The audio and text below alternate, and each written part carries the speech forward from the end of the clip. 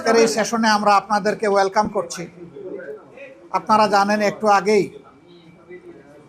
European union থেকে যারা observer হিসাবে আসবেন, সেই অবজারভেশন টিমের প্রধান হিসাবে ইবাস আইজাবস তিনি এসেছিলেন তার আরও সঙ্গীদের সহ। আমরা প্রায় ঘণ্টাখানেক সময় একসাথে কাটিয়েছি।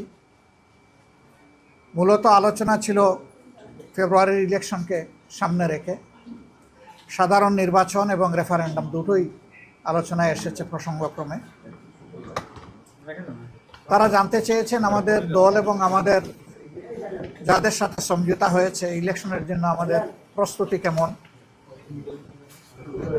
আমাদের এই সমঝোতা সম্পন্ন হয়েছে কিনা, না হলে কখন হবে। আমরা তাদেরকে বলেছি ইনশাল্লাহ আগামীকালকের মধ্যে এটা একটা ফাইনাল শেপ পাবে। ইলেকশন প্রক্রিয়া চলমান অবস্থায় আমরা আইন শৃঙ্খলা পরিস্থিতি, সরকারের ভূমিকা, নির্বাচন কমিশনের ভূমিকা আমরা কিভাবে দেখছি এটা তারা জানতে চেয়েছে। সকলের জন্য সমতল মাঠ তৈরিতে কোনো চ্যালেঞ্জ আছে কিনা, থাকলে সেগুলা কি। তারা আবার এটাও জানতে চেয়েছেন যে আমাদের কোনো স্পেসিফিক এরিয়া অফ কনসার্ন আছে কিনা।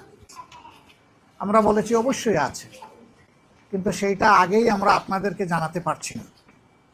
আমাদের এই কনসার্নগুলো এইটা মিট আপ করার জন্য যারা দায়িত্বপ্রাপ্ত আগে তাদেরকে জানাবো। প্রধানত নির্বাচন কমিশন, এবং নির্বাচন কমিশনকে অর্থবহ সহযোগিতা দেওয়ার দায়িত্ব হচ্ছে সরকারের। আমরা এই দুই অথরিটিকে জানানোর পরে আমরা যদি সমাধান পেয়ে যাই, বাইরে কাউকে আমরা জানাবো না। কিন্তু যদি আমরা সমাধান না পাই, তাহলে আমরা এটাকে অবশ্যই জনগণের জানার অধিকার আছে, আমরা জানাবো, তখন আপনারাও জানবেন।